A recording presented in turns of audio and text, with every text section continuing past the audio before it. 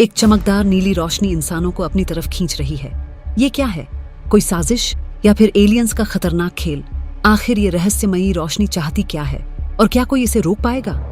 आइए इस रोमांचक कहानी में कूद पड़े, जहां हर मोड़ पर खतरा और हर सीन में एक नया ट्विस्ट आपका इंतजार कर रहा है। दोस्तों, मूवी में आगे बढ़ने से पहले मैं दिल से आपसे एक छोटी सी बात कहना चाहती हूँ। मैं कई दिनों से पूरी मेहनत और प्यार से आपके लिए वीडियोस बना रही हूँ। हर वीडियो में मैं अपना बेस्ट देती हूँ ताकि आपका मनोरंजन हो, आपके चेहरे पर एक मुस्कान आए। लेकिन सच कहूँ, मेरा दिल थोड़ा टूटता है जब देखती हूँ कि मेरे सब्सक्राइबर्स नहीं बढ़ रहे। ये चैनल मेरे लिए सिर्फ एक नंबर गेम नहीं है, ये मेरा सपना है, मेरी मेहनत का एक हिस्सा है।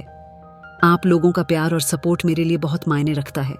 अगर आप मेरे साथ इस सफर में थोड़ा और आगे चलें, मुझे थोड़ा सा मौका दें, तो हम मिलकर इस चैनल को 1000 सब्सक्राइबर्स तक ले जा सकते हैं। प्लीज, अगर आपको मेरी वीडियोस थोड़ी सी भी अच्छी लगती है तो सब्सक्राइब बटन दबाइए और मेरे इस छोटे से सपने को सच करने में मेरी मदद कीजिए। आपका एक छोटा सा कदम मेरे लिए बहुत बड़ा हौसला बन सकता है।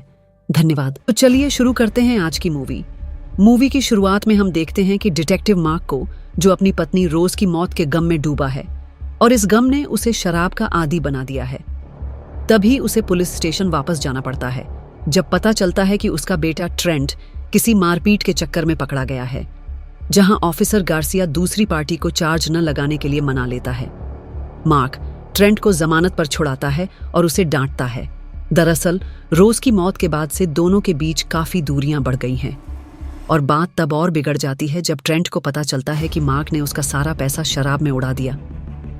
अगले सीन में हम देखते हैं वे सबवे से जाने का फैसला करते हैं। रास्ते में ट्रेंट एक अंधे बेघर आदमी सार्ज की जेब में चुपके से कुछ पैसे डाल देता है। ट्रेन में हम देखते हैं कि मार्क अपनी शादी की अंगूठी से बेचैन होकर खेल रहा है और आखिरकार वो ट्रेंट की बात सुनता है। ये पल उनके बीच थोड़ा इमोशनल कनेक्शन लाता है, लेकिन तभी ट्रेन अचानक रुक जाती है। तभी ऊपर एक चमकदार नीली रोशनी दिखती है। मार्क सबवे अटेंडेंट ऑड्री से बात करता है, जो बताती है कि पावर आउटेज हो गया है और रेडियो भी काम नहीं कर रहे हैं। तभी टनल में दोबारा कंपन होता है और ऑड्री को एक टूटा फूटा रेडियो मैसेज मिलता है, जिसमें कोई बोल रहा होता है, रोशनी की तरफ मत देखो। तभी ट्रेन फिर से हिलती है, जिससे सभी लोग टनल से निकलने का फैसला करता है। ट्रैक पर चलते हुए उन्हें बाहर से कुछ अजीब सी आवाजें सुनाई देती हैं। उधर हम देखते हैं कि ऑफिसर गार्सिया वॉशरूम से निकलता है और स्टेशन को खाली पाता है, सिवाय ऑफिसर जोन्स के। दोनों बाहर निकलते हैं और वही नीली रोशनी देखते हैं। इधर अंडरग्राउंड में हर कोई उस रोशनी की तरफ खींचा चला जाता है, लेकिन सार्ज, जो अंधा है, उसका अंधापन उसे बचा लेता है। अगले सीन में ग्रुप एक दूसरे स्टेशन पर पहुंचता है और सुरक्षित बाहर निकलने का रास्ता ढूंढने की कोशिश करते हैं, लेकिन एक औरत जो अपने परिवार से मिलने की जल्दी में रोशनी की तरफ देख लेती है, जिससे उसका आधा चेहरा काला पड़ जाता है। मार्क को तुरंत समझ आता है कि जो भी रोशनी देखता है वो खींच लिया जाता है। वो अपनी आंखें बंद करता है, ट्रेंट को पकड़ता है और उसे बचा लेता है। जब वो दोबारा देखता है तो ऊपर एक विशाल एलियन शिप से रोशनी निकलती दिखती है। हम देखते हैं कि मार्क, ट्रेंट, ऑड्री और कुछ बचे हुए लोग टनल में और गहराई तक जाते हैं, जहां उनकी मुलाकात गार्सिया, जोन्स और सार्ज से होती है। गार्सिया मार्क को प्रोटेक्शन के लिए एक बंदूक देता है। पूरी रात चलने के बाद उन्हें एक सीढ़ी मिलती है, जिसके पास की खिड़की से दिखता है कि एयरफोर्स एलियन शिप पर हमला कर रही है।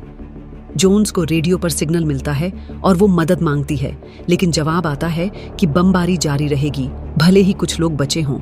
लेकिन एलियन डिफेंस आसानी से फाइटर जेट्स को गिरा देता है। तभी जैसे ही बम गिरते हैं, टनल ढाने लगती है, जिससे कुछ लोग मलबे में दब जाते हैं। लेकिन ग्रुप छत में एक छेद ढूंढ लेता है, लेकिन बाहर निकलते ही एक एलियन क्रिएचर उन पर हमला कर देता है।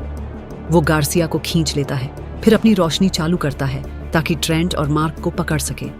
लेकिन मार्क गोली चलाता है और गार्सिया को बचा लेता है। हैरानी की बात है कि क्रिएचर के शरीर में सांस ले पा रहा है। ऑफिसर जोन्स सोचती है कि शायद एलियंस उन्हें जिंदा रखना चाहते हैं। तभी क्रिएचर दोबारा जिंदा हो जाता है और जोन्स का दिमाग निकालने के लिए उसे पकड़ लेता है। मार्क फिर से गोली चलाता है ताकि बाकी लोग भाग सकें, लेकिन क्रिएचर की टेंटकल्स उसे पकड़ लेती हैं। ऑड्री उसे एक फ्लेयर फेंकती है, जिसे वो क्रिएचर को भगाने के लिए इस्तेमाल करता है और फिर एक कार के गैस टैंक में डाल देता है जो टनल में गिरी थी।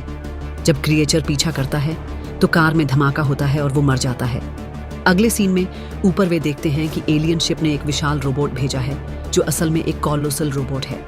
जैसे ही हेलीकॉप्टर्स आते हैं, रोबोट उन्हें गिरा देता है और अपनी रोशनी से बचे हुए लोगों को खींच लेता है। सार्ज, जो अंधा है, रोशनी से बच जाता है, लेकिन रोबोट उसे मैन्युअली उठा लेता है। रोबोट अपने शिप में लौटता है, जहां पता चलता है कि उसे एक ह्यूमन साइज एलियन पायलट चला रहा है। हम देखते हैं कि मार्क एक चैम्बर में जागता है, जहां ढेर सारी ह्यूमन बॉडीज और चिपचिपा एलियन फ्लूइड है। पास में एक क्रिएचर और ब्रेन हार्वेस्टिंग रोबोट खड़ा है। मार्क ट्रेंट को ढूंढने के लिए टेंटकल्स से बचता है।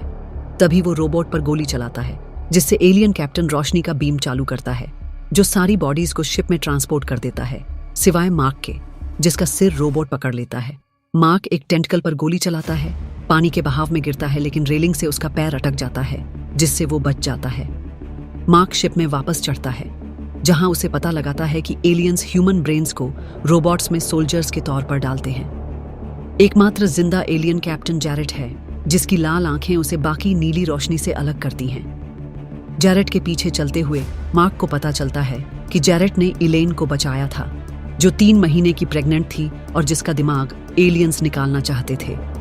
इलेन बताती है कि रोशनी देखते ही वो प्रेग्नेंट हो गई थी, लेकिन वो जैरेट की ताकत और इम्यूनिटी उससे जुड़ी थी।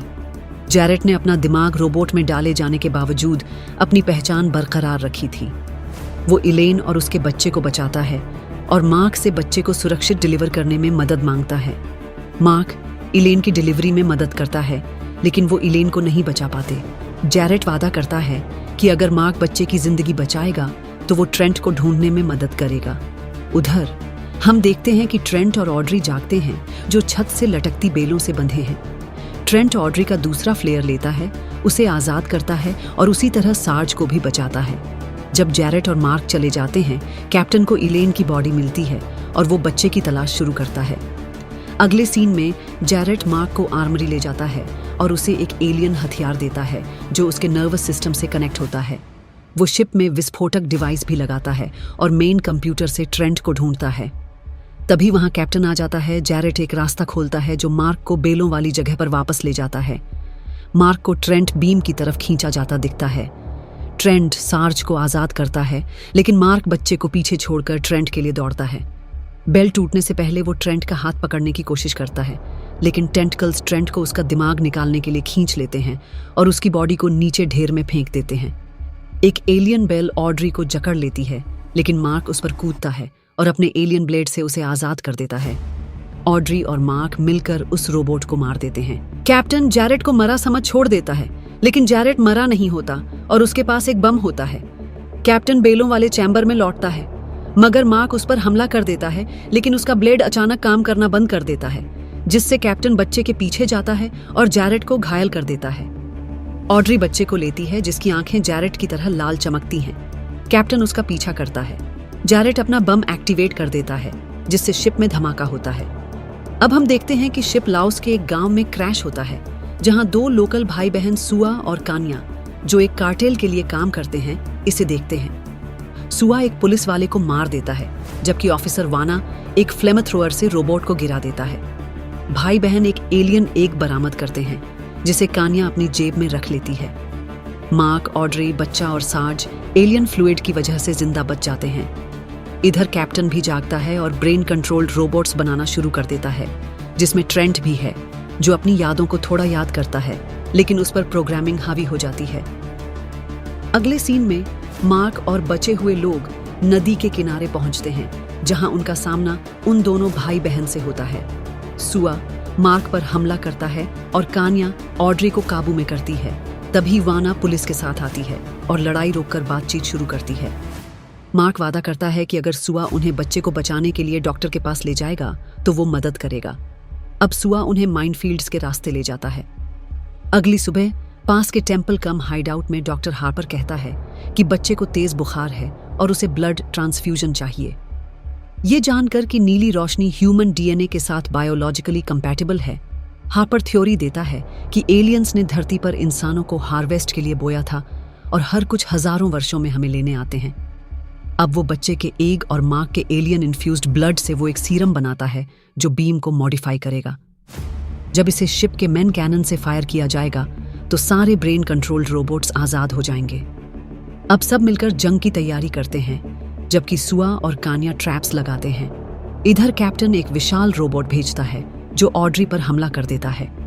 एक ट्रैप इसे कमजोर करता है, लेकिन उसके लिए काफी नहीं होता। मार्क एक रॉकेट लॉन्चर लेता है और रोबोट का ध्यान भटकाता है ताकि एक ट्रैप सुआ और कान्या को मार दे। धमाका रोबोट की पोजीशन उजागर करता है और कैप्टन का शिप नीचे आता है। हम देखते हैं कि हापर रोबोट्स का सामना करने निकलता है। मार्क जैरेड के प्लान के साथ टेम्पल से शिप में घुसता है और कैनन रूम तक पहुंचता है, लेकिन एक गार्ड उसे देख लेता है। बीम फायर होता है जो मास माइंड कंट्रोल की कोशिश करता है, लेकिन सब अपनी आंखें बंद रखते हैं सिवाय बच्चे के, जो अपनी लाल चमक से खुद को बचाता है। एक कार्टेल मेंबर बीम को नष्ट करने के लिए रॉकेट फायर करता है। तभी कैप्टन का एक और विशाल रोबोट अंदर घुसता है, लेकिन हार्पर खुद को कुर्बान कर ऑड्री और बच्चे को बचाता लेता है। लड़ाई में मार्क रोज की अंगूठी गिरा देता है, जिससे गार्ड पायलट रुक जाता है। ये ट्रेंट है जो अभी भी एलियन कंट्रोल में है। मार्क उसे एक लेवल नीचे धक्का देता है ताकि वो बचे। वो एक एलियन एग लेता है, उसमें सीरम इंजेक्ट करता है और उसे बीम में फेंक देता है, जिससे बीम का रंग नीले से लाल हो जाता है। ट्रेंट फौरन रिकवर हो जाता है और बीम सारे ह्यूमन ब्रेन्स को आज़ाद कर देता है, लेकिन कैप्टन का रोबोट कैनन को नष्ट कर देता है, जिससे मार्क को शिप से कूदना पड़ता है। जमीन पर मार्क कैप्टन के टूटे हुए ब्लेड को उठाता है और वाना और सुआ के साथ जंग में शामिल हो जाता है। ट्रेंट एक और विशाल रोबोट पर कब्जा करता है और कैप्टन से लड़ता है, लेकिन कैप्टन उस पर भारी पड़ता है। मार्क सुआ को ब्लेड देता है और रॉकेट लॉन्चर लेने जाता है, फिर कैप्टन के रोबोट पर फायर करता है ताकि अपने बेटे की मदद कर सके। इस बीच वाना और सुआ ह्यूमन ब्रेन्ड रोबोट्स से लड़ते हैं जब तक वाना घिरकर मर नहीं जाती। ऑड्री बच्चे को बचाती है, जो जंग से दूर टूटे हुए कैनन रूम में चला जाता है। वो कैनन को दोबारा चालू करती है, लेकिन कैप्टन फिर से सामने आता है। मार्क कैप्टन को रोकता है ताकि बच्चा सुरक्षित रहे। वहीं ट्रेंट कैनन का इस्तेमाल कर कैप्टन को आखिरकार हरा देता है, जिसके बाद एक लाल बीम आसमान में चमकती है, जिससे सारे ब्रेन कंट्रोल्ड रोबोट्स आजाद हो जाते हैं और फाइनली बाप बेटा दोनों गले मिलते हैं, जिसके बाद ऑड्री उस बच्चे का नाम रोज रखती है। अब कहानी में कई महीनों बाद हम देखते हैं कि रोज, जो अब जवान हो चुकी है, एलियन पार्ट्स से बनी एक शिप कमांड करती है। उसकी क्रू में आजाद इंसान और ह्यूमन ब्रेन्ड रोबोट्स हैं, जिनमें ट्रेंट भी है। वे एलियंस के होम वर्ल्ड की ओर रवाना होते हैं ताकि वो कभी वापस ना आए। इसी के साथ ये मूवी यहीं पर समाप्त होती है। अगर आपको मूवी एक्सप्लेनेशन पसंद आया है तो वीडियो को लाइक, शेयर और कमेंट ज़रूर करें। और हाँ दोस्तों, प्लीज़ चैनल को सब्सक्राइब ज़रूर करें ताकि आने वाली और रोमांचक वीडियो आपसे मिस ना हो। मैं पीहू मिलती हूँ आपसे एक और नई वीडियो के साथ।